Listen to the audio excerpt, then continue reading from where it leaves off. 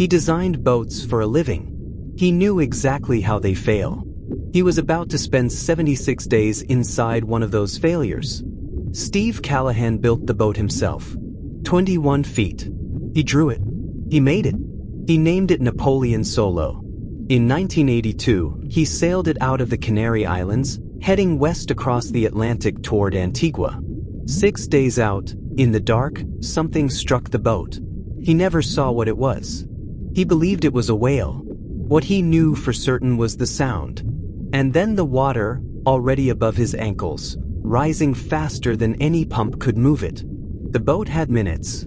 He had less. Here is what most people do not understand about a sinking boat. The instinct is to get out. Get clear. Get into the raft. That instinct kills people. Callahan did the opposite. He inflated the raft. He tied it to the sinking boat.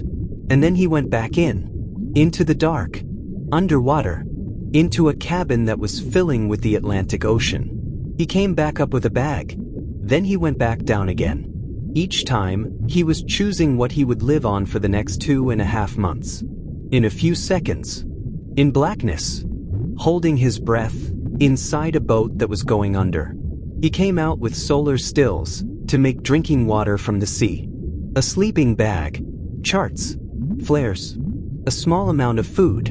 And a spear gun.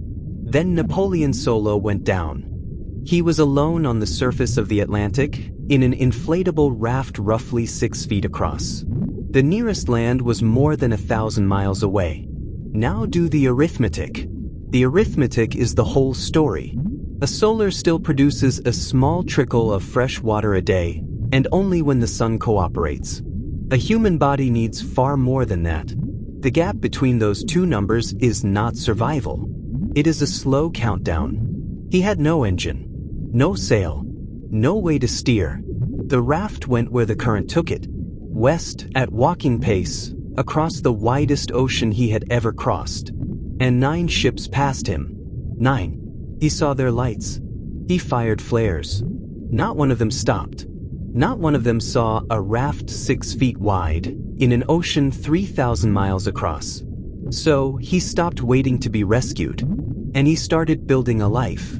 This is what separates Callahan from almost every castaway story you have ever heard.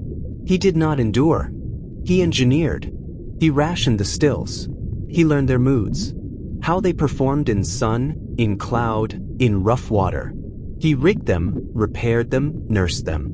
He used the spear gun on Dorado, the fast, bright fish that began gathering under his raft. Because that is what happens to anything floating in open ocean. It becomes shelter. Small fish come for the shade. Bigger fish come for the small fish. Birds come for the bigger fish. Callahan was not drifting on the ocean anymore. He had become part of it. A small ecosystem was assembling itself around him. He caught birds.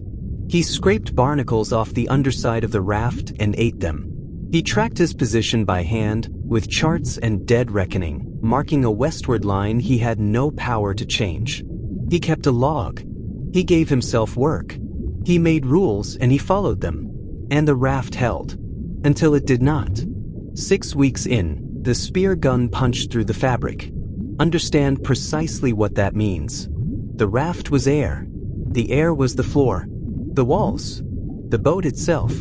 Below the fabric was several miles of open Atlantic. The tool that had been feeding him was now the reason he was sinking. He had no dry surface anywhere on Earth. He had a damaged pump, scraps of material, and whatever he had pulled out of a sinking cabin 6 weeks earlier. The tear was letting go.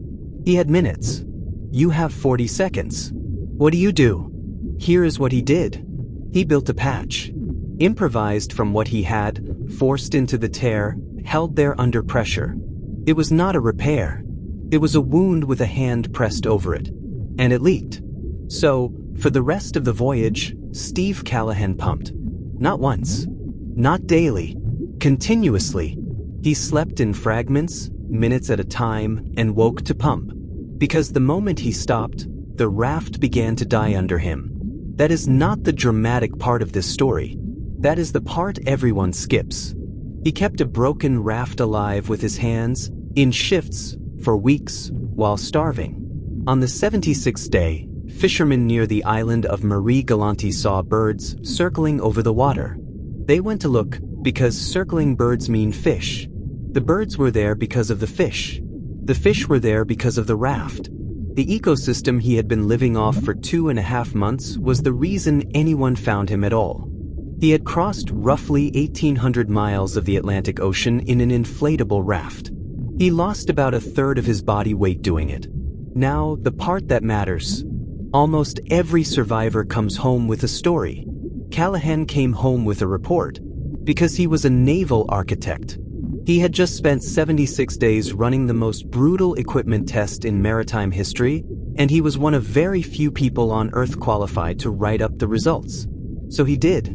He wrote about what life raft design gets wrong, about water-making capacity and how far short of a human being's needs it falls, about stability and ballast in heavy sea, about the difference between what an emergency kit contains and what actually keeps a person alive.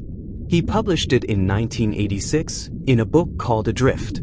It became required reading for anyone who goes far offshore. The equipment on boats today is different because of what happened to him. That's the rule. Now you know who paid for it.